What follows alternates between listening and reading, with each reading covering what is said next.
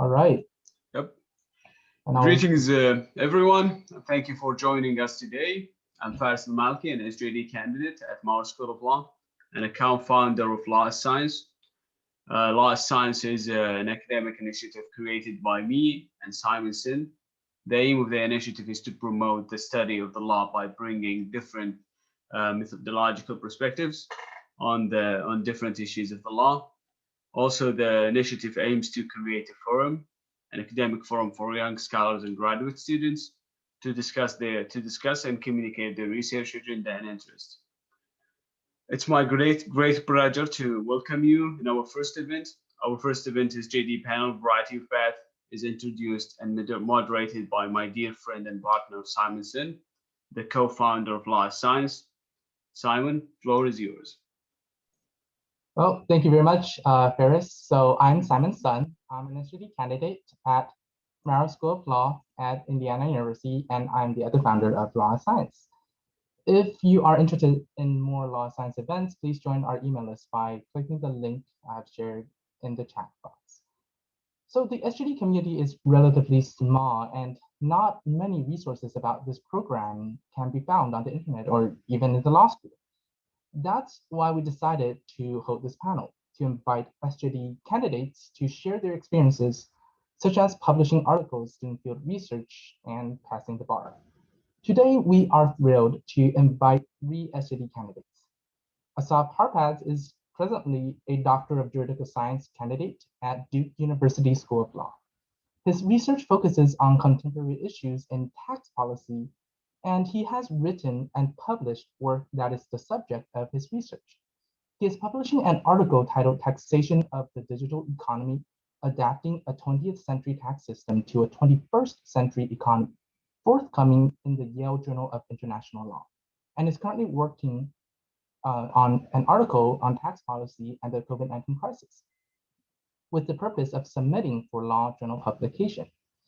Rowland ATTA-KESSON is currently studying for the Doctor of Juridical Science degree at Indiana University at Bloomington, Indiana. His dissertation is a study of how law and institutions incentivize or restrain business operations in Ghana. And this locates his research interests within the confluence of law and political theory as he aims at contributing to policy process research for law and institutional reforms in Ghana. Paola G. Zaragoza Cardenales is a New York bar attorney doing an S.J.D at Indiana University Bloomington.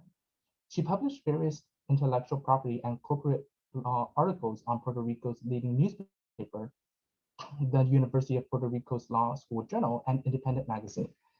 She also runs a gluten-free gastronomic tourism blog called Culinary Road Trips Puerto Rico, publishing written and video posts. In today's session, each speaker will spend about 12 minutes sharing their experiences, and we will have a Q&A session for the attendees. So prepare your question during the speech, and the speaker will be happy to answer them. Without further ado, the floor is yours, Assaf. Thank you so much, Simon. And I just wanted to thank both you, Simon and Ferris, for organizing this event. I think law science is a great thing, bringing us S.J.D candidates together as a community, especially during these challenging times in the COVID-19 crisis. I think this is very important, and it's really a privilege to be here. So I'm Assaf Harpaz. I'm a second-year candidate, S.J.D candidate here at Duke University School of Law. My research focuses on tax policy, specifically contemporary issues in tax policy. I have published work, mostly on international taxation. I'm now working on an article on the COVID-19 tax policy issues. And I'm going to talk a little bit about the process of publishing articles. So the way with my S.J.D, so I'm as an academically oriented person, I'm doing an article-based S.J.D, where my dissertation will be comprised of 3 articles of publishable quality that will hopefully all be published. And I'm going to talk a little bit about that experience and hopefully give you some insight that will be useful. So the first thing I did is really in my first year of the S.J.D is I submitted a comment to an OECD, Organization of Economic Cooperation and Development, public consultation. So the OECD obviously published this comment, and then I actually published this comment as an article in Tax Notes International. This is pretty short. It's about 10 pages. It's not considered as part of a dissertation, but this is something I did initially. Thereafter, I did something more substantial, which Simon talked about, which is write and publish a law journal article in the Yale Journal of International Law. And Simon, I think you mentioned this as a forthcoming article. So I received actually this morning quite a pleasant surprise in the mail. It is officially published as of this morning in the Yale Journal of International Law. It's an article about taxation of the digital economy. I'm presently working, thank you so much. I'm presently working on the second chapter of my dissertation, and it is on the COVID tax policy in the COVID-19 crisis.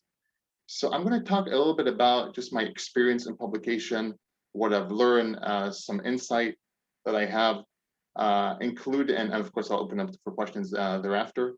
So a little bit about what I think makes my worldview of what makes a good article, and kind of what I learned in the process, along with some specific, I guess, advice that I would have.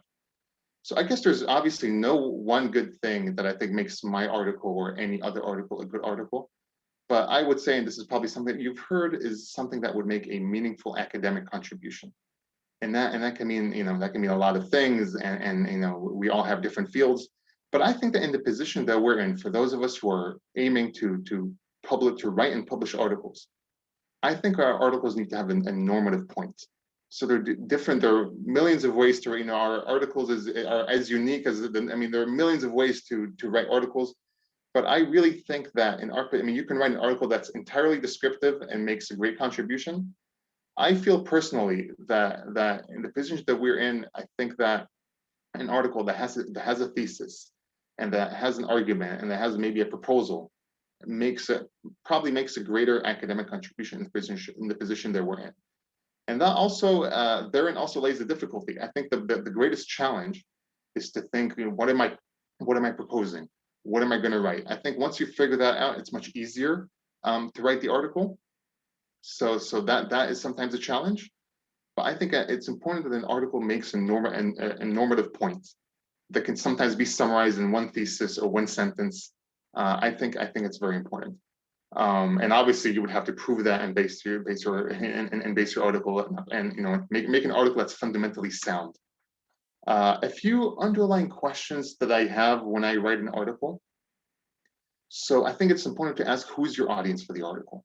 So so let's say if you're writing on tax or on property, or let's take tax as an example. Are you writing an article for tax specialists or international tax specialists, or are you writing for a broader audience? So let's say typically these are student edited journals.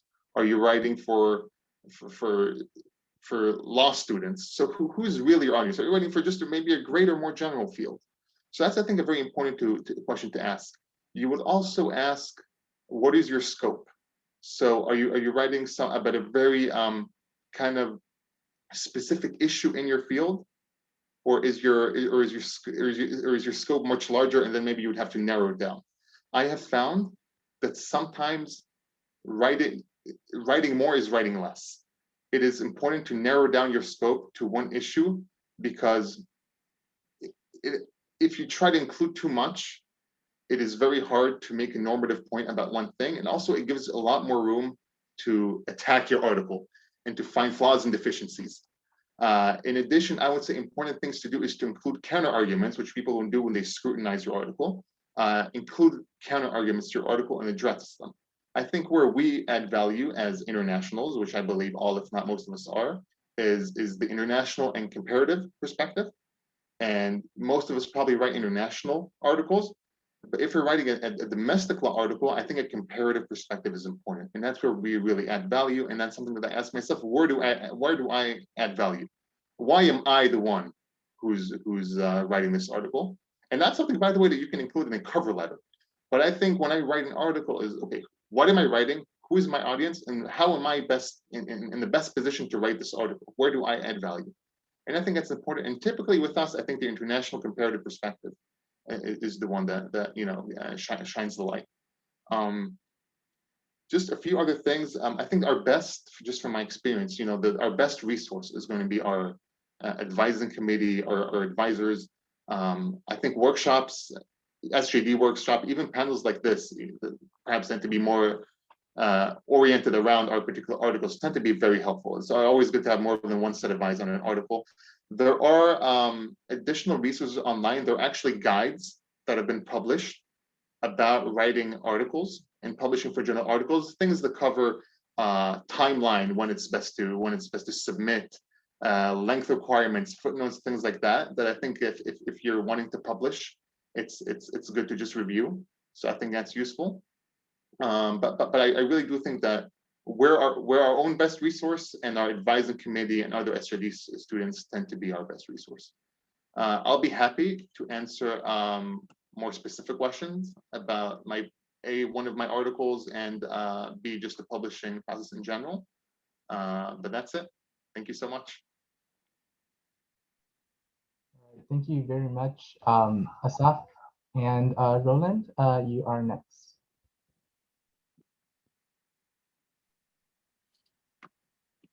Thank you very much, Simon. Quickly. Okay.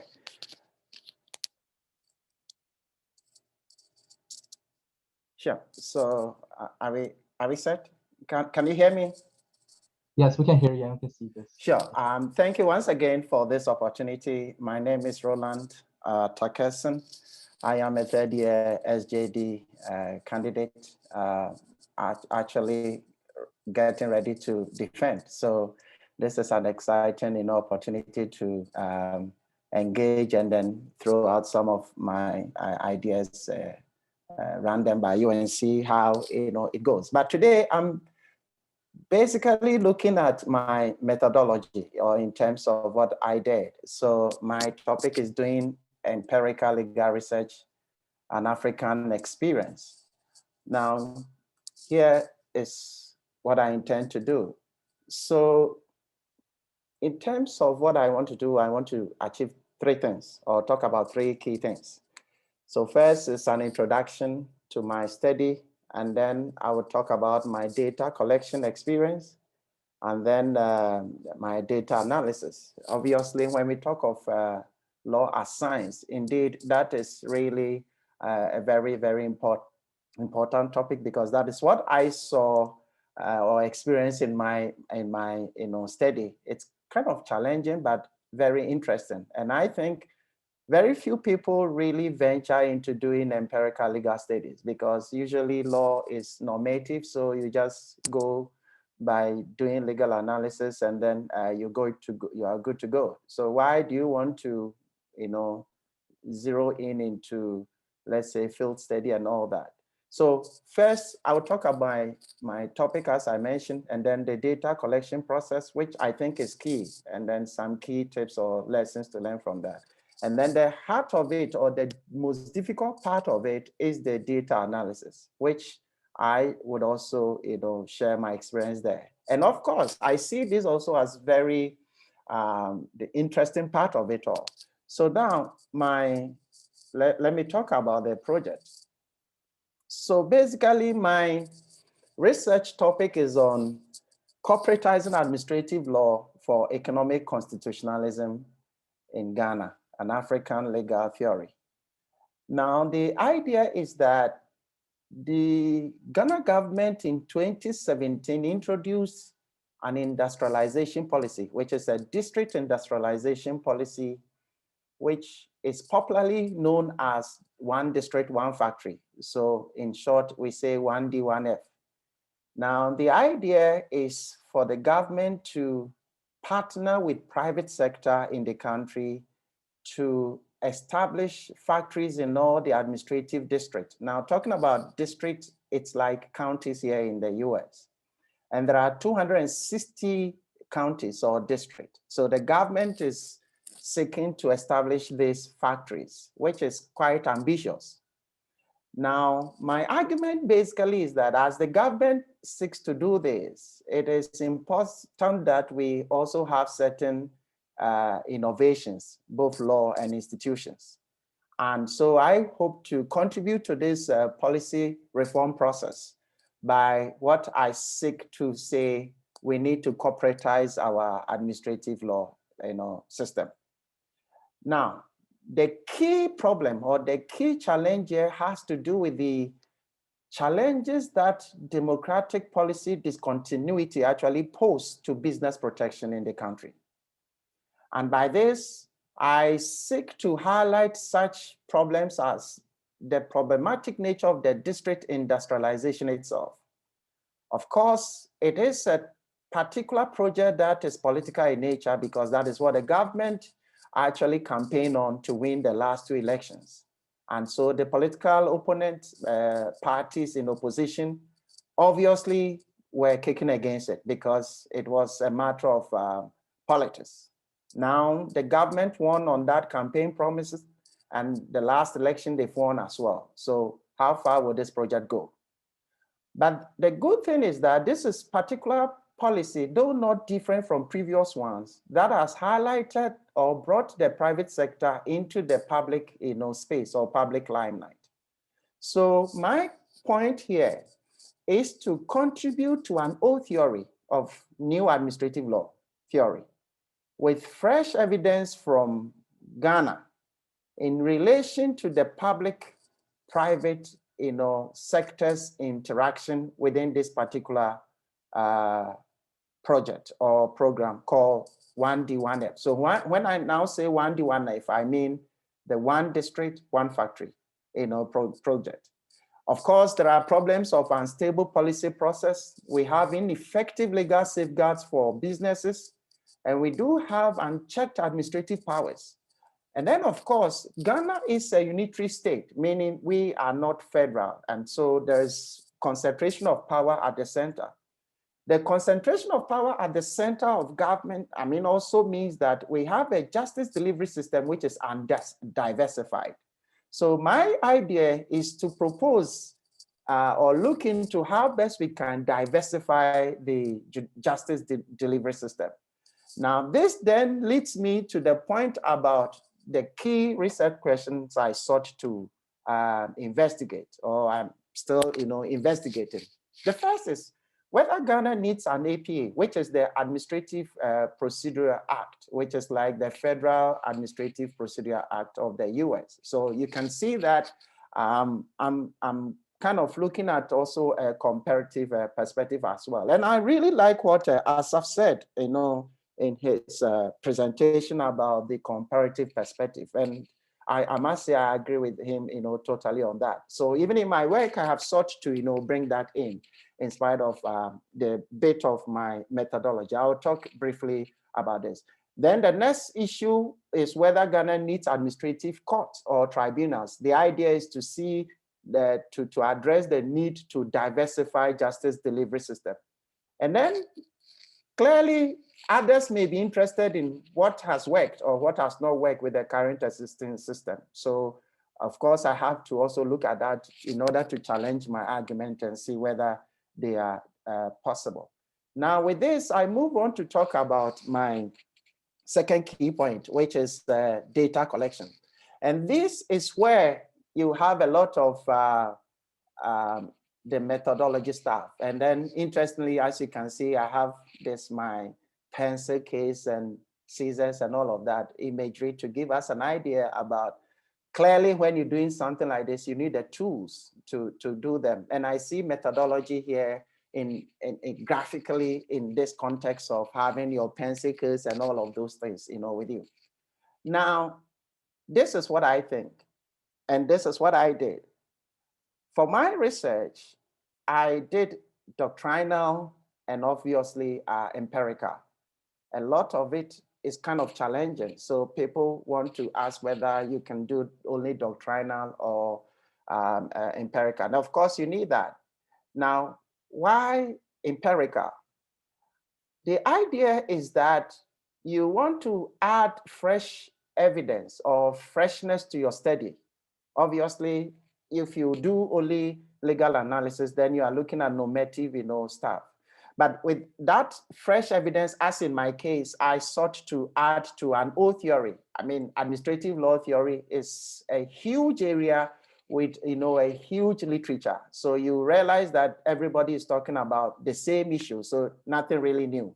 So what is my contribution? My contribution is to look at, the same theory, but with a fresh eye in terms of fresh evidence from Ghana, in the particular context of public-private, interaction in this particular program. So this is what actually motivated me into using empirical study. And I would suggest this to anybody who would like to have his work unique. I mean, this is one way you can create uniqueness for your work. Otherwise, everything else is the same. You possibly wouldn't say anything different from what somebody else has said. But if I look into a particular context and then I look at what is happening there, I can be able to possibly make a contribution. And for me, this is what I experienced in this particular case. Now, again, I use a qualitative approach. Why qualitative? And it's simple. I am seeking to answer my research questions with words, not numbers. And this is equally tricky because at the very beginning, I found it a bit confusing. What do you mean by qualitative? What do you mean by quantitative? Does it mean you wouldn't use numbers? Interestingly, you would use numbers. You will use numbers because everything boils down to analysis. And let me quickly jump in to show you what I did with my work. If you look at this chart, clearly this chart is giving us an idea of how my analysis has been. You will see some figures there, okay? But the purpose of these figures do serve a different, or have different significance, which I'll talk about briefly. But now, so the point is this, that I am seeking to answer my research questions with words and not numbers. And the whole lesson is not theory directing research, but research directing theory, which is in the literature somehow also referred to as the grounded theory. It's a huge, area that I think I find it interesting, and I think anybody who is interested in this, it can equally, get a lot of information about that. Now, usually it is said that quantitative method is deductive and then qualitative is inductive. But from my studies of most of the writings, Karl Popper and all those philosophy of science literature, you realize that you can equally do deductive in qualitative research. Now, here is what happened in my case. There is always a preliminary assumption. So you go in with some ideas about what you want to do, and you want to test it. But again, this is not quantitative. So you don't go with hypotheses, sort of, but your preliminary assumptions, and you going out there to see how it plays out in the field. So I started off with some thinking. Of course, I had read the literature, and this is where the point about doctrinal comes in. You've read the literature, you know about administrative law theory, you know what the debates are. So you have some idea. Then you go to the field to test, see whether it is indeed what is on the ground. But on the ground, you must have an open mind and ensure that you don't impose or superimpose your ideas on the data. So you allow the data to rather ground the theory. And so this then brings me to the research design, which is the framework for answering the research questions and also for the research validity. Now, I use what is known as the qualitative embedded single case study. So in studying the project in Ghana, there are different units, but I wouldn't want to go into all the units. That would be a long, lifelong project. But then with this particular unit, you can, integrate them in a holistic whole for study whilst paying attention to the individual unit. So if I go back to my chart again, you will see that in this graph, I have here the project as analyzed in the program description itself, public administration generally in Ghana, and then my research questions. Now, this chart gives you an idea about the data in terms of what people actually said, and I coded them to give me a sense of the direction. So the figures are not necessarily in terms of value as in quantity, but they tell us the concentration of the data. meaning that more and more people spoke, or those I spoke to spoke a lot about the program compared to the public administration generally. And then you see this represent the public sector, this represent the private sector. And so these are my private sector respondent as against public sector respondent. And it is natural that you have more of the private sector talking as public sector talking as against private sector. So basically, this is what you do with numbers. Now, let me quickly move on. Now, the whole essence of the research study has to, answer this. Your assessment is whether it is credible, whether the data is credible, whether it is something that is transferable, whether it is dependable, and is it something that can be confirmed. This is what the research validity, comes in, and you see this a lot in most of the, the literature. Now, again, before going through the field, there is an important assignment I needed to do, and that was getting my internal review board approval, because it's a human subject study, so it is required that you first have to get clearance from the university.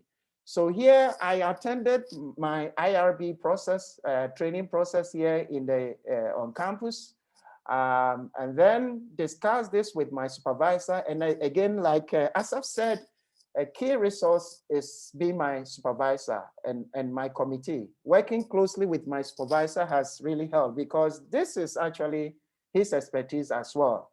So it was kind of more helpful that he could guide me through the process. And here again, he's the principal investigator, and the student, I as the student, as the co-investigator. So I had to take what is known as the CTI test. CTI stands for the Collaborative Institutional Training Initiative. They have the Social Behavioral Researcher Stage 1. Because of the nature of my research, I took only this test, and I had to pass before I could get to the next stage.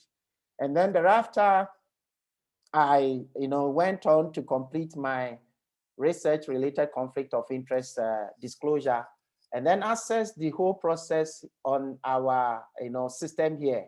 Now, this picture here gives us an idea of the form that you go through. So anyone interested can access it on one IU, as we call it here. Now, having said this, I would move on to talk about the data analysis.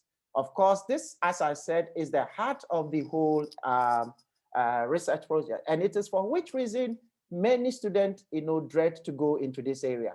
It's a messy terrain doing qualitative, honestly, because then you are confused at a point. And it's also time consuming. So I realized that my initial hesitation was from this messiness of it. Quantitative is pretty straightforward.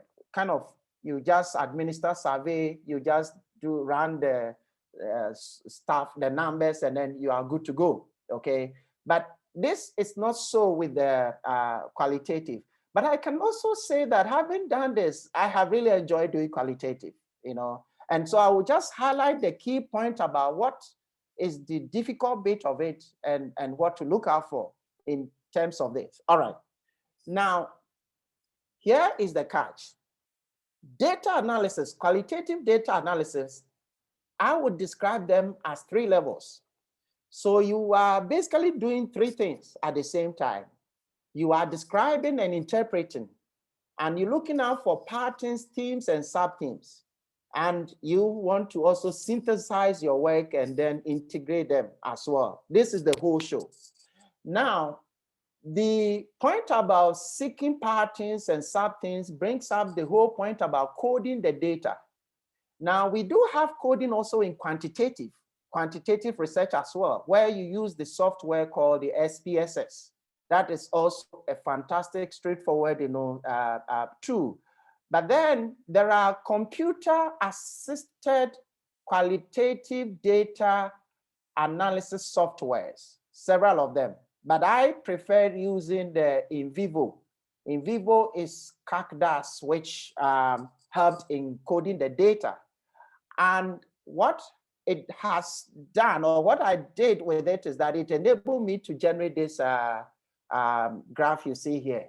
So if you are wondering about the graph idea, I use the in vivo to do this. And I would briefly talk about how, I mean, it worked for me. So here sorry, I think I moved further. Now here, this is my point. Now, remember earlier I spoke about the research validity. And in the research validity, I talked about credibility, data credibility. I talked about transferability. I talked about dependability, and I talked about confirmability. Now, this is it. You have in quantitative analysis, in quantitative research, the corresponding angle is internal validity. So quantitative is looking for causation. So you want to look at the dependent variable and the independent variable, okay? And see how they relate, the causation. That is the internal validity. So if my dependent variable, so in this context will be, I'm looking at the one district, one factory, but an aspect of the one district, one factory, okay? In terms of the programming, whether it is the dependent, or independent variable. If I were to be doing the quantitative, these are the things I'll be doing. But I do not have that in qualitative research. So qualitative researchers, instead of saying internal validity, will rather use credibility, how credible it is. And this goes to the point about the data itself. Is it one that is true? So here, qualitative data, qualitative researchers tend to use what is known in ethnographic study as thick description. This is why I use this image here. I mean, obviously, if you look at this block over here, it's very thick.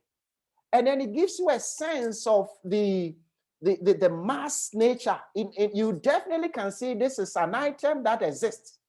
So this imagery here is to give you a sense of your qualitative. Of course, there are a lot of subjectivity in qualitative analysis, okay? So you clearly want to minimize the subjectivity by giving a thick description of the project so that whoever is reading your work can imagine the background or understand what is going on in bringing out the nuances, the details, and be able to appreciate exactly what the environment is. So this is what I sought to do with the thick description approach, detailing my work so much so that the reader will really get to know exactly what or near exactly what is happening on the ground.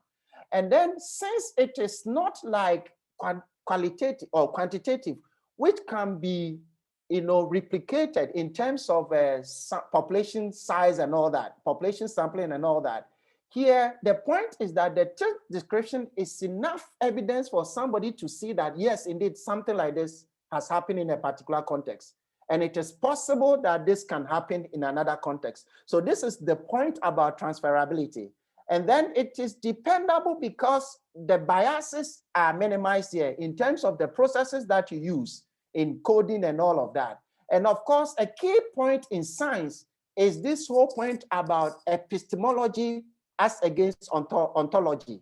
Now, epistemology is the science of knowing. How did you come by this knowledge? And ontology is as to whether object can exist outside our human mind or our human self.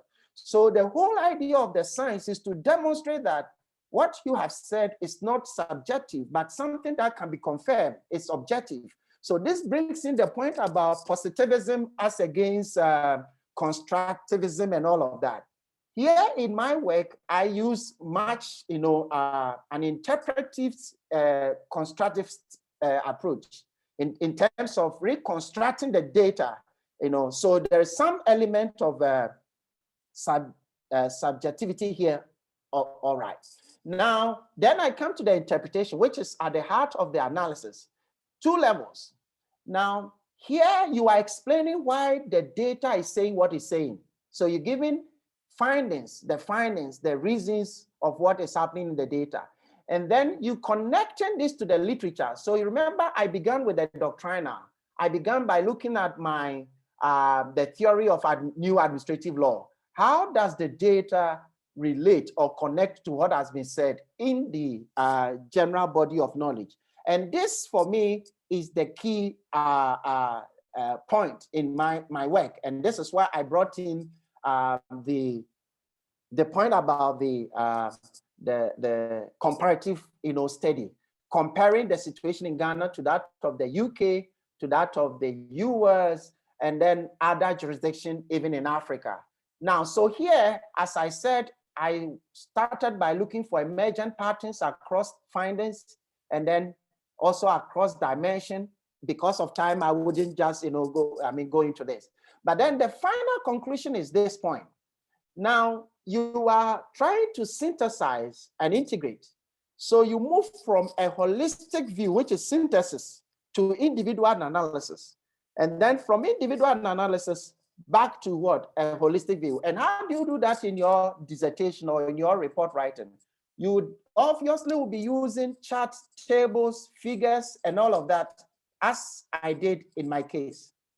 So with this graph, I'm able to then tell that on the whole, this is the body of my data. Individually, these are how it is playing out. And then I use this to kind of discuss the literature, particularly looking at the Ghanaian situation before I was able to, or I'm able to make my argument as to whether it's been confirmed or has not been confirmed. I think on the whole, this is what I can say. Thank you very much.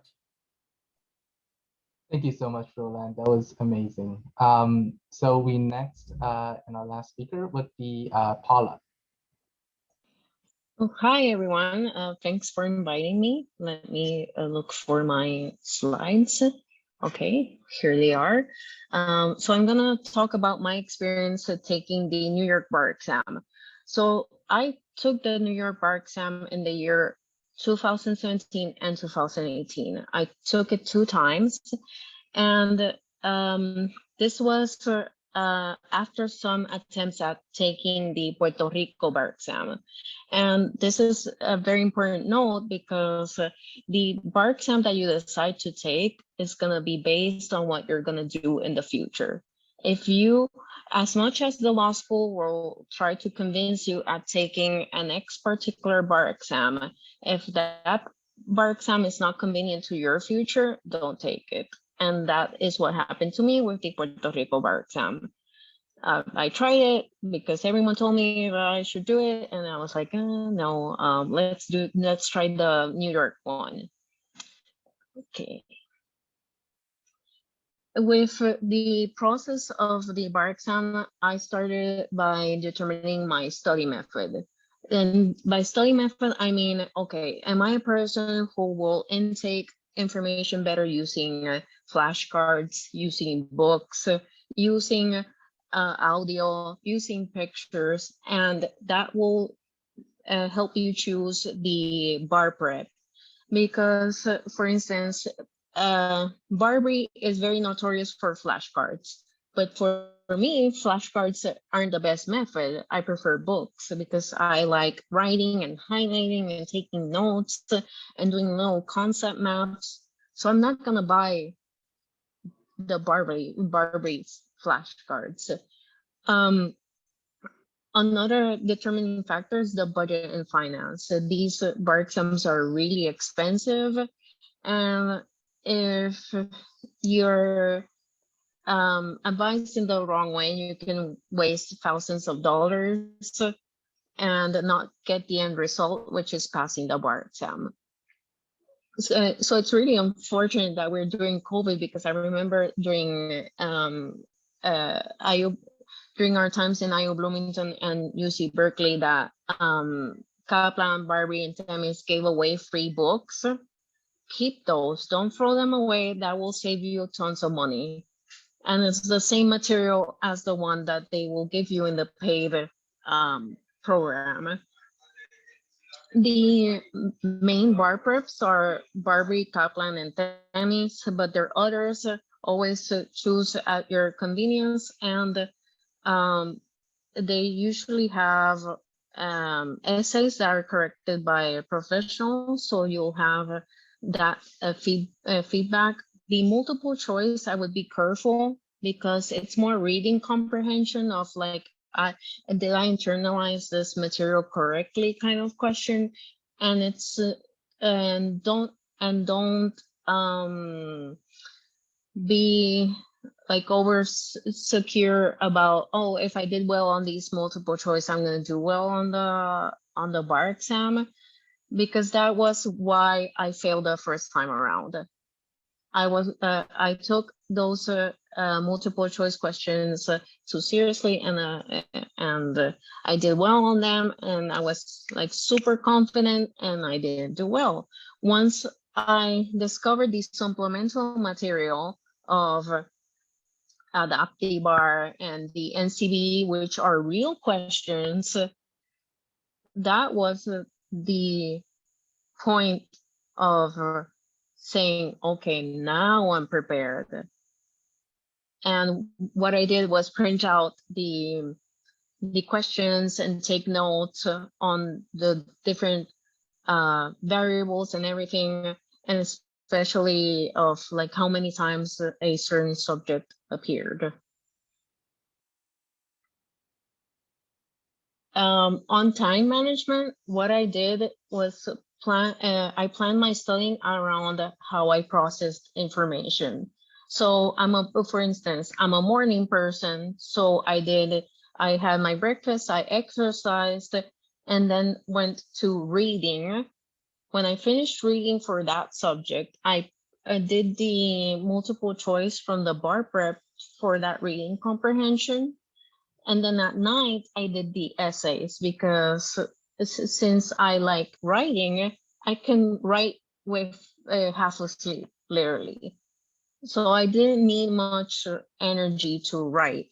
But if you need more energy to write, then, and you're a morning person, then I would do it in the reverse. I also processed one thing at a time in small quantities to avoid exhaustion. For instance, if the book were 80 pages and I would read 10 pages per hour, let's say, I would time myself, okay, this is going to take me 8 hours, a full-blown day to just read this.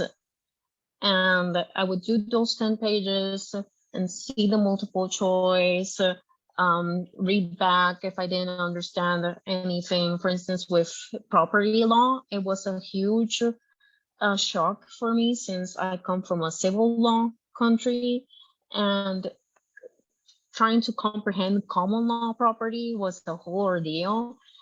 And imagine, it's just like I always say to everyone, just imagine a person that is fully bilingual trying to comprehend property law with a dictionary. That was like really hard for me to try to grasp all the concepts. And I always made sure to have hobbies to relax and unwind, because it will save your sanity. Like, for instance, pick something: painting, yoga, walking, meditation, and it's gonna be non-negotiable. Rain, sunshine, whatever's going on with your life, you have to carve out that time for that, because you'll thank yourself later for doing that. And most importantly, the studying has to be on the percentage of probability on that subject of appearing. So for instance, if murder is gonna appear 90% of the time, then you might as well memorize what constitutes murder. But that whole stress of trying to learn rule of perpetuities, no one cares about rule of perpetuities. That's never gonna appear in the bar exam. So you might just skip it, and skipping that subject will give you more time on more important things. In the day of the exam, I write ahead of time. And when I say ahead of time, 2 or 3 days ahead of time. You never know when a snowstorm, polar vortex, hurricane's gonna hit, then that your flight is gonna get delayed, there's gonna be traffic. Arrive ahead of time, bring water and snacks. You can bring water and snacks to the exam.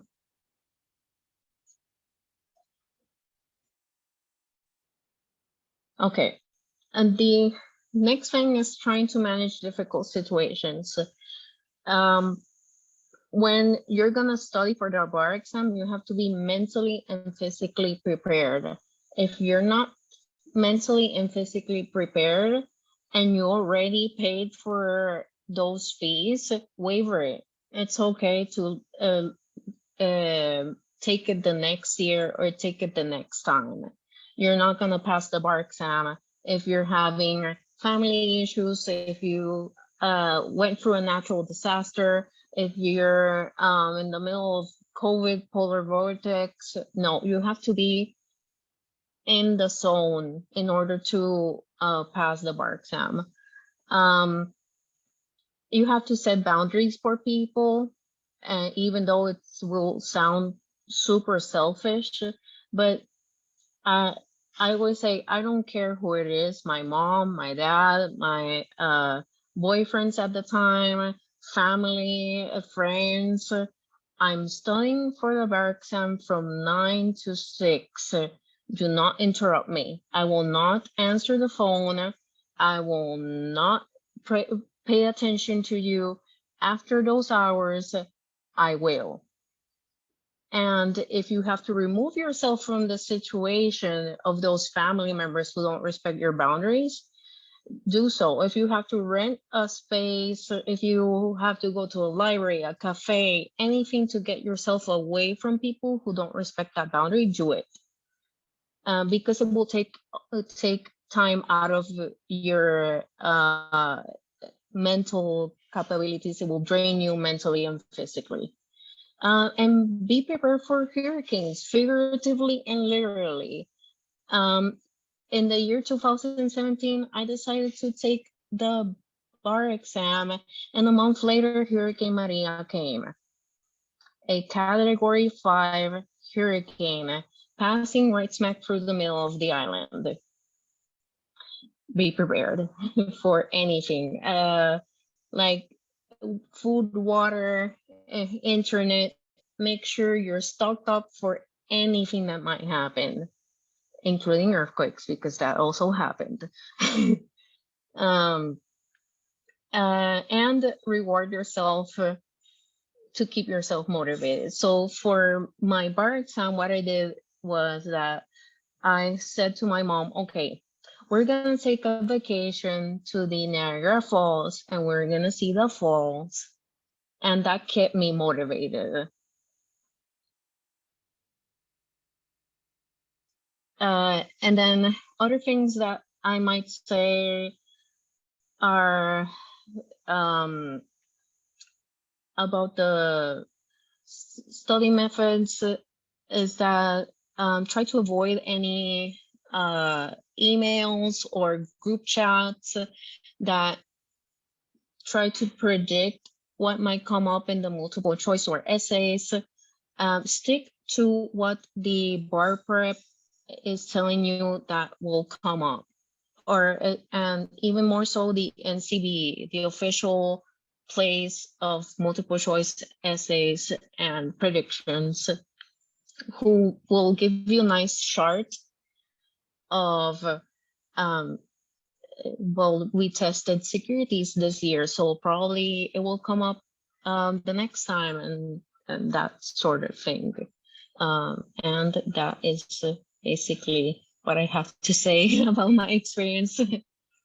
Well, thank you very much, Paula. That was great. It's very useful. So now we have entered the time for Q&A. And we welcome everyone to raise your hand by clicking the reaction button on the down side of the tab, and we can ask questions. And before you do, you might want to kind of just briefly introduce yourself, and then you can ask questions. And then the speakers can also ask questions among each other.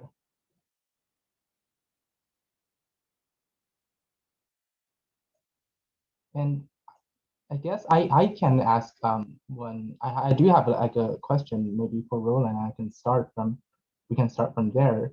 So Roland, you were mentioning your process of doing empirical legal research. I'm just interested in like the time management. Like, how do you manage your time to collect all the data within such a long period of time? I mean, especially you are entering like the end of your S.J.D journey, and I am just entering it right now. How would you advise someone who wants to do empirical legal research to maybe organize their time in 3 or even 4 years of studying?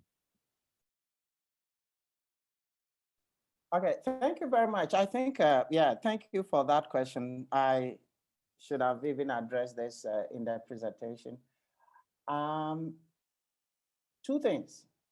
You have to look at your limited time as a student. You definitely cannot do everything that those who are already in the field are doing. You also have limited budget. Okay, so this is, let's say, a lifelong project. So you have to stop at one point in time. Now, in my case, I had to travel back home in the summer of before the COVID. I think that was 2019. Okay, and I was there for pretty like 2 months. Okay, gathering data, and I was supposed to have gone back for what we call validation. So you practically go back to the same guys again and say, well, this is what you said in the past. Do you still have, further ideas? Do you change your mind and all that? That's supposed to be an ongoing, study. But that couldn't happen because of the pandemic. So what I did was to send them a draft of my transcript, and then they would, look through and confirm that this is okay. So I had to sort of cut down on the time. So I would say that one thing you need to do is to plan well if in terms of even sampling for interviews. So you have to send out letters. Okay, as part of the IRB process, you would indicate a list of people possibly to interview. And then I interviewed close to 25. That was a lot, but it shouldn't be that large. Ideally, you have between 10 to 20, that should be okay because it's qualitative. And getting them, some will turn you down in a way. They will not respond to your calls and all that. So it's better you leave a margin. So you plan, let's say like 30, and you are lucky to get roughly 20. That should be good for you to go. So you also have to do that. I mean, for me, I did it during the summer. So because I had to travel back, but depending on where you're doing it and your availability, you can do that. So I don't see the interviews as much of a problem. The real problem is the transcription. You have to transcribe all the interviews, and then you do the coding. This is where I spend most of my time. And it's advisable you do the transcription yourself, but it's okay if you can get somebody to type for you. The disadvantage is you would still have to go through the transcript to get to know or familiarize yourself with the data. And as you are reading through, you getting a sense of the direction of what is going, then you'll be noting for purposes of coding. And as you code, you write what we call memos. So the memo writing is kind of still part of the writing process. So when it comes to writing your chapter, you only copy from your memos and then arrange them. That also moves faster. But it is in the writing of memos that your thought processes are well organized in terms of the data processes and all that. So I think that is what I would do. You do not have enough time on your hands. So it's always advisable you do it much earlier. Plan like 2 months in the field, come back, spend like 3 months coding and transcribing and coding. And then once you finish with coding, the analysis are easy, because here you're not running like quantitative where you're doing with the formulas and all that. You actually are looking at the numbers to tell you the concentration of issues. So for example, if I take even what I did, so let me, can I still show my screen or something like that? If it's okay. Yeah, sure. Yeah, so if I go back here to this point, okay. So if I look at this data here, basically, all right, so here you have, okay, so you can see with this particular angle where the concentration will be at the program side, and that gives me a sense of what I need to do, okay? So I can concentrate only on the program side in my analysis, but remember, ultimately, my concern is on the research questions. So it is here that I develop my theory. And I think this basically is what you use the numbers for, or the aspect of the chart, to help you to where the discussion is skewed. And there is what we call what we call theoretical saturation, or theoretical saturation in the sense of where the theory you are trying to develop, the explanation you want to give, where it is heavily concentrated. So if I look at this chart, I can say that, well, there's much data in the program side. So let me look into that area. Or there's much data in the public admin side. So let me look at that for purposes of law or public administration. And then in answering my research question, let me concentrate on my research question area as to whether these answers or responses address my need. And in my case, the finding was kind of divided. A good number of them, so, well, we are not ready for APA. A good number also, but that's an American. Some will say we more British, so let's keep what we have. Then you want to look at the reasons. So why would people say what they say? So I had to do a bit of what we call institutional and analysis. So I use a framework called the IAD framework to really understand, why do people say what they do? Why are they likely to change, or are they not likely to change? So this is why I said it's both law and institutional reforms. Thank you. All right, thank you very much. And yeah, I guess I have like just another brief question to Assaf. Well, your article is very well written, and I'm sure you have a lot of offers. So maybe this question is a very advanced question, but like, when you receive lots of offers, how do you manage all of those kind of invitations and then to seek the best offer that you can get? Maybe you can briefly share a little bit about that. Thank you. Sure, you're right. This particular article received multiple offers, including from some flagship journals. So in that consideration, first of all, I mean, quite simply, there are rankings for journals. You have the Washington and Lee ranking. You can also go by U.S. News and just see where the university is ranked. This isn't really a scientific thing. There are different considerations. You would also consider when you think it'll be published. It's kind of a personal fit. But in terms of consideration, things that you would take into consideration are placement, just also timing. So if you're writing on something that you think is very contemporary, it may be more beneficial, and maybe the editors would advise you to publish it early rather than late. And sometimes the editing process could be something that's rather extensive. But I think in terms of in terms of where to publish, I think the reputation of the article and its university is something that's very significant. And obviously, publishing in, for example, the Yale Journal of International Law is something that's greatly reputable.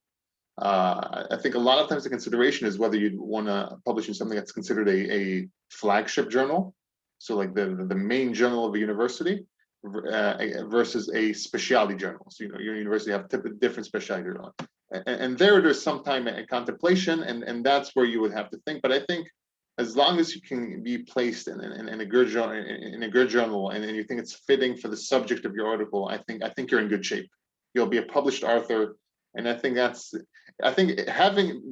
trying to contemplate between different publication offers is a very good problem to have. That's the way I look at it. And then you would just think about things like placement, timing, and just having a good fit for your article. Wow, that's amazing. All right, thank you very much. Unfortunately, we have we have actually exceeded the time of our event, and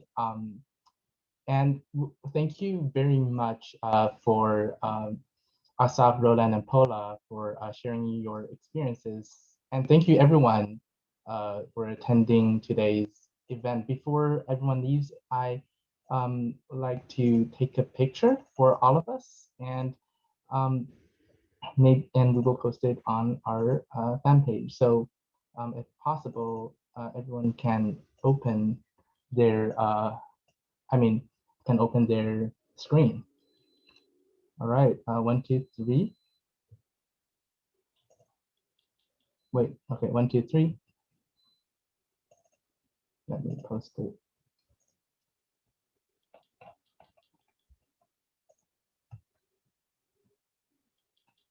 All right, thank you very much. Again, if you're interested in any future events, please join the mailing list and what I shared in the group chat. Our next session will be held on March 18th. We have invited Professor Meredith Harris to talk about the methods to compare constitutionally. Thank you, everyone, and I hope to see everyone in the next event. Thank you. Bye.